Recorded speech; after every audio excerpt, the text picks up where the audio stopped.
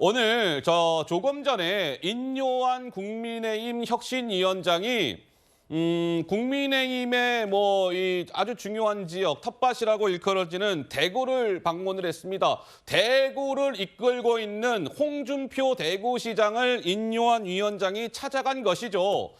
홍준표 시장 말이에요. 인요한 위원장을 아마 오기를 굉장히 기다렸던 모양입니다. 많은 얘기들을 쏟아냈어요. 먼저 그 영상이 준비가 되어 있습니다. 들어보시죠. 시장님 반갑습니다. 아이고, 박사님. 너무 말씀 많이 들었어요. 윤석열 정부 들어와서 덕보잡들이 너무 설쳐요. 대통령 믿고 초선이나 원외들이 덕보잡들이 나서서 중진들 공기 잡고 설치는 바람에 이 당에 중진이 어디 있어요? 중진의 역할이 없어요. 문제가 생기면 중진들이 역할을 조정하고 여야 타협을 하고 이렇게 돼야 되는데 그 역할이 전혀 없어요. 그러니까 윤 대통령 들어오고 난 뒤에 당의 소위 위계 질서가 무너지고 당의 허리가 없어졌어요. 글쎄요, 듣보잡이라는 얘기도 등장을 하고요. 어떻습니까? 인요한 혁신위원장과 홍준표 대구시장의 만남, 민주당 대구시당 청년위원장 서재현 위원장의 생각은 좀 어떠하십니까? 네, 제가 사실 대구시장 선거에 홍준표 시장과 경쟁자로 붙었을 때 민주당의 패배 원인 중 저보고 어떤 그 시민단체 처장이 저한테 듣보잡 후보가 왔기 때문에 민주당이 떨어졌다 하더라고요. 근데 이 듣보잡 이렇게 감정적으로 딱 이입이 되면 아무리 진짜 듣보잡이라 하더라도 그런 예의가 아니잖아요. 그리고 감정이 상하는 말이고 듣보잡 하시는데 사실은 초선도 있지만 국민의힘 당원들도 그 주인이거든요. 그래서 이런 부분에 의견이 다르다고 해서 정말 30년 된 그 정치 선배께서 듣보잡이 너무 많다기보다는 경험이 조금 부족한 의원들이 어떤 우리 선배들을 너무 그에 대해서 지금까지 있게 된 후배들이 있는 선배들의 역할에 대해서 좀 소홀하지 않냐 이렇게 점잖게 말씀을 해주셔야지 저렇게 듣보잡 해버리면 홍준표 대구시장의 말씀 자체가 다 내용이 없어지고 그냥 듣보잡만 남는 겁니다. 아하. 예, 그러면 저희 또 분열되는 거거든요. 네. 인요한 위원장은 정말 어떻게 보면 환자를 치료해야 되는데 지금 의사가 지금 환자 되게 생겼어요. 아이고. 가는 곳마다 보면 정말 그 힘든 상황에서 통합을 위해서 정말 노력 많이 하시는데 저렇게 홍준표 시장께서 저런 불만을 공개적으로 하는 거는 저는 좀 자제해야 된다고 생각합니다. 자, 오늘 홍준표 대구시장은 인요한 위원장 면전에서 이준석 전 대표에 대한 이야기도 했습니다. 홍준표 내가 봤을 때요. 준석이는 국민의힘에 안 돌아옵니다. 이렇게 관측을 했습니다. 직접 한번 들어보시죠. 이준석 전 대표 같은 경우에는 얼마나 많은 덕보잡들이 나서서 조리돌림을 했습니까? 모욕을 주고 조리돌림을 했는데 이준석이가 지금 돌아오겠습니까? 돌아오면 진짜 그 벨도 없는 놈이 되지. 그거 쉽게 못 돌아와요. 못 돌아오고 그런 사태를 만든 게 당 지도부고 소위 대통령 믿고 설치는 철 모르는 덕보잡 애들인데 걔들이 지금 당을 다 지배하고 있는 판에 이준석이가 들어와서 할 일이 뭐 있어요? 안 들어올 겁니다. 안 들어오고 박사님이 그렇게 노력하셔도 참 이준석이는 돌아오기 어려울 겁니다. 쉽게 말해서 이 체제 하에서 비례대표 정당만 창당하더라도 10석 가까이 지금 차지할 수 있는데 뭐 하려고 이준석이가 지역구 나가겠다고 목매달 필요 뭐 있어요? 글쎄요.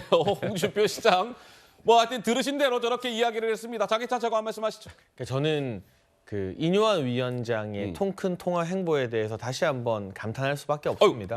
이준석 전 대표를 찾아간 것, 그리고 인요한 위원장 선임됐을 때 혹평했던 김종인 전 위원장을 만난 것, 홍준표 대구시장 저런 말씀하실 줄 몰랐겠습니까? 우리가 다 예상 가능하잖아요.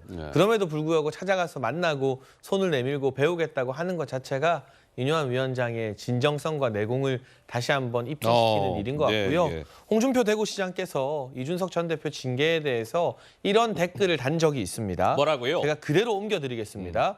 이준석 징계는 징계문을 보시면 유죄 추정이 아니고 가처분도 받아들이지 않을 정도로 정교하게 이론 구성이 되어 있습니다. 라고 홍 시장께서 말씀을 하셨어요. 그랬어요? 그때는 징계가 정교하다, 맞다고 하시다가 이제는 또 이제 뭔가 부당하게 쫓겨난 것처럼 말씀을 하시니까 이렇게 앞뒤가 상황에 따라 조금 달라지는 모습보다는 좀 이런 어려운 상황일 때 우리 당의 중진이고 선배님답게 묵직하게 중심을 잡아주시면 얼마나 좋을까라는 말씀을 감히 드리고 싶고요. 예. 다만 홍 시장님 발언에 대한 평가보다는 인요한 위원장의 통합을 위한 노력에 대한 평가를 더 하고 싶습니다. 자, 오늘 홍준표 대구시장은요, 또 이런 얘기도 했습니다. 아이고, 아마도요, 내년 총선에서 또 이제 듣보잡 얘기가 나옵니다. 오늘 듣보잡이 많이 나와요. 그렇죠. 예. 듣보잡들이 아마 정리가 될 거예요. 그러면 홍준표 나는요, 그때 새 판을 짜면서 다시 시작하면 됩니다. 이렇게 또 주장을 이어갔습니다. 들어보실까요? 그런 분위기를 시장님께서 좀 만드는데 도와주세요. 정말입니다. 난 듣보잡들 때문에 싫어. 다들 다 내년에 자동적으로 정리될 거야. 정리되고 난 뒤에 새로 시작하면 되는 것이지. 연말까지 좀 도와주시면 안 될까요? 지난부 박사님이랑 만나서 말씀드리는 게 도와주는 거죠. 감사합니다. 도와주는 진심으로 거고, 감사합니다. 진짜 도와주는 거고, 대통령에 대해서 언론이나 많은 사람이 술수를 모르는 사람. 지금도 마찬가지예요. 근데 그걸 이용해 먹는 세력들이 문제가 크다는 거죠. 대통령의 호가호위하고 이용해 먹고, 아마 지금 최근에 대통령이 그걸 많이 깨달았을 겁니다. 그래서 대통령이 저런 비난을 받는 게 나는 참 안타깝게 봅니다. 혁신위에서 정리를 좀 해줬습니다. 네. 글쎄요, 홍준표 대구시장 오늘 작심한 듯이 이런저런 얘기를 많이 했는데, 구자룡 변호사님 어떻습니까? 홍준표 대구시장은 정치인이기 이전에 법조인이기도 한데, 법조인 선배 홍준표 대구시장의 오늘 이런저런 이야기들을 어떻게 들으셨습니까? 그 말이라는 게 원래 본인 그릇을 드러내는 거기도 하거든요. 저 얘기 들으면 초선 듣보잡 이렇게 계속 반복적으로 얘기하시는데, 남들이 보기엔 그럼 홍준표 시장은 처음부터 삼선부터 시작하셨나 이런 생각 들 것 같아요. 예. 본인도 초선 때부터 강한 개성 드러내면서 그때도 자기가 옳다 그러고 지금도 자기가 옳다 그러고, 그러면 그냥 아집에 빠져 있구나 이런 생각밖에 안 들잖아요. 그리고 당 대표까지 지내셨고 대선 후보까지 지내셨고, 이준석 대표에 대해서도 본인도 그렇게 가깝지도 않아요. 그러니까 지금 자기 세가 약하니까 약간 자기 입지를 넓히기 위해 가지고 다른 다수에 대해서 공격하는 걸로 저쪽이 찌그러들면 내 영역이 커지겠지, 비슷한 입장이 돼버렸거든요. 당에서 화합을 꾀하고 당의 발전을 꾀하고 그 안에서 내 영역을 넓히겠다고 하는 게 올바른 정치의 길이지, 예. 당 내에서 제집 싸움하고 제살 깎아먹게 하고 이러면 국민들께서 과연 좋게 보실까. 보수의 품격도 지킬 필요가 있고, 이준석 대표에 대해서도 옳고 그름에 대해서 말이 왔다 갔다 하면 홍준표 시장에 대해서도 말의 신뢰가 떨어져요. 그리고 본인도 잘못했다고 사과했다가 대사면에 대해서 굉장히 강한 불쾌감을 드러냈었던 것도 저는 굉장한 잘못이었다고 생각을 하는데, 예. 그 정치적 레토릭이라 그러잖아요. 사면이라는 건 그냥 은유적 표현이었는데도 그게 법적으로 맞냐 틀리냐 이걸 따지는 거 보니까 홍준표 시장이 정말 새가 쪼그라들고 주변에 사람이 없으니까 네. 저런 은유적 표현까지도 꽁 해가지고 받아들이기가 어려우시구나 이런 생각마저도 들었거든요. 이게 좀 많은 분들의 평가일 것 같은데, 본인이 큰 정치하셨을 때의 위상을 찾기 위해서는 당 안에서 본인이 화합을 꾀하는 그런 시작점이 되기 위해서 노력하시는 게 맞지 않나, 네. 그런 생각이 듭니다. 구자룡 변호사는 홍준표 대구시장이 꽁 해가지고 거기에 약간 감정이 실렸어요. 꽁 해가지고. 강성필 부위원장님은 좀 어떻게 보셨습니까? 정말 오늘 평론하기 난감합니다. 난감하십니까? 왜요? 왜냐하면 국민의힘 인사들은 조금 특이한 재주가 있어요. 예. 어떤 재주냐?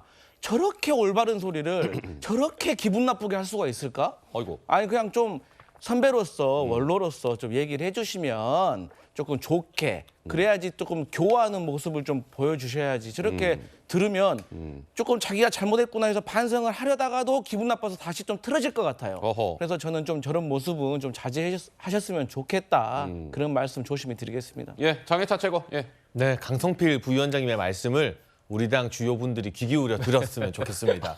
더하고 뺄 것도 없이 제가 하고 싶은 말 그대로입니다. 예. 네. 분위기가 훈훈합니다. 예. 뉴스의 라이브는 늘 이렇게 시청자 여러분들 분위기가 지금 늘 좋습니다. 따뜻합니다. 우리 서대원 대변인께서 뭐 하실 말씀이 있으신 것 같아요. 예, 저도 뭐 장해찬 최고위원 말씀에 동의하고요. 예, 저희들도 이제 훗날 이런 모습을 보이지 않기 위해서 저희들도 더 노력하겠다는 말씀드리고 넘어가겠습니다. 오늘 왜들 그러십니까? 네. 너무 이게 근데 한 마디만 자, 하면 예. 과거에 진보 진영에 엄청난 슈퍼스타가 있었죠. 바로 유시민 전 장관. 유시민 이사장. 근데 유시민 이사장 하면 정치권에서 가장 많이 나오는 평가가 같은 말도 맞는 말도 참 뭐 없게 한다. 뭐 없게 한다. 기분 나쁘게 한다. 땡땡땡 없이 한다. 라는 말이 있었어요. 그런데 결국 유시민 이사장의 정치 인생이 어떻게 됐습니까? 스타로 시작했지만 실패로 끝나지 않았습니까?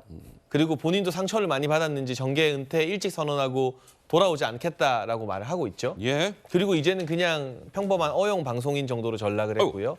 그러니까 같은 말이나 맞는 말이라 할지라도 국민들이 봤을 때 다소 과격하게 그리고 듣는 사람 기분 나쁘게 하는 것이 일종의 관행으로 굳어버리면 처음 한두 번은 신선하다 시원하다 해주셨던 분들도 예. 그게 오래되었을 때 유시민 이사장이 겪었던 것과 같은 경험을 정치적 실패를 할 수밖에 없다라는 점을 모두가 유념해야 될 것 같습니다. 알겠습니다. 유시민 이사장에 대한 장해찬 최고의 이제 개인 평가가 저러하다는 것이고 개인 의견을 저렇게 주셨고